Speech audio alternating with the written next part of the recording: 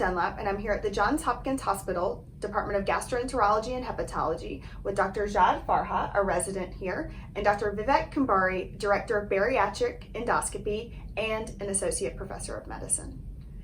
Today we'll be discussing the endoscopic sleeve gastroplasty. Suturing the fundus does not confer benefit, which was published in Endoscopy. Dr. Farha, why did you do this study and what was your motivation? So endoscopic sleeve gastroplasty is at the forefront of minimally invasive endoscopic bariatric therapies. And there's significant heterogeneity with regards to the technical aspects of ESG, particularly regarding the suturing the gastric fundus versus intentionally leaving it open.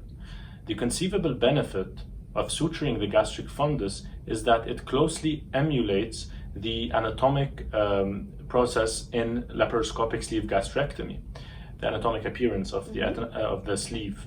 But the argument against suturing the gastric fundus is that it adds procedural time and compromises the safety of the procedure.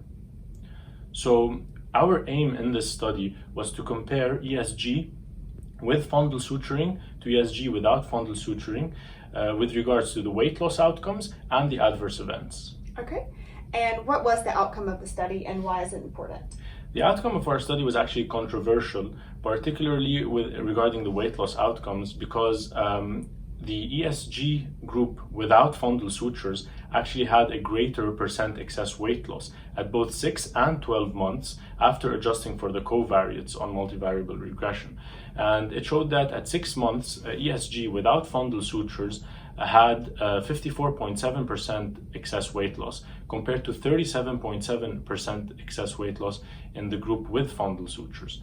And at 12 months, the group without fundal sutures achieved a percent excess weight loss of 65.3% compared to 40.6% in the group with fundal sutures. Two more things actually stood out. The procedure time was actually increased in the group with fundal suturing, and with regards to safety, both of the procedures had similar adverse events. However, there was a greater tendency towards bleeding in the group with fundal sutures. Okay, and Dr. Kumbhari, what are the next steps? I think this is an important first study looking at the gastric fundus. I think there's more work that could be done in the area, particularly with respect to gut hormones and gastric motility. But certainly from an anatomical conformational restrictive perspective, it's interesting to see that keeping the fundus slightly open may be valuable, not only from a effectiveness perspective as well as safety and efficiency. I mean, clearly less sutures, more rapid procedure time are all useful because they're ultimately going to lead to probably some cost benefit. I think there's a lot of other opportunities looking at sort of the technical nuances of ESG.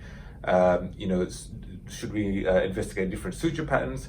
Should we look at ways of making the stomach as small as possible? Maybe the smaller the stomach, the more benefit it will result in.